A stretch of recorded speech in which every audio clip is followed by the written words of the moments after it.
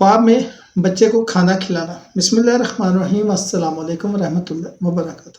خواب میں کسی بچے کو کھانا کھلانا عموماً رحم دلی، ذمہ داری، محبت اور پرورش کی علامت سمجھا جاتا ہے۔ عمومی تعبیر: بچے کو کھانا کھلانا اس بات کی نشانی ہے آپ کسی کی مدد کرنے یا کسی کی پرورش کرنے والے ہیں۔ یہ خواب آپ کے دل میں موجود رحم اور سخاوت کی عکاسی کرتا ہے۔ کبھی کبھی یہ خواب آپ کی زندگی میں آنے والے نئے منصوبوں یا ذمہ داریوں کی طرف بھی اشارہ کرتا ہے جسے آپ سنبھال لیں گے۔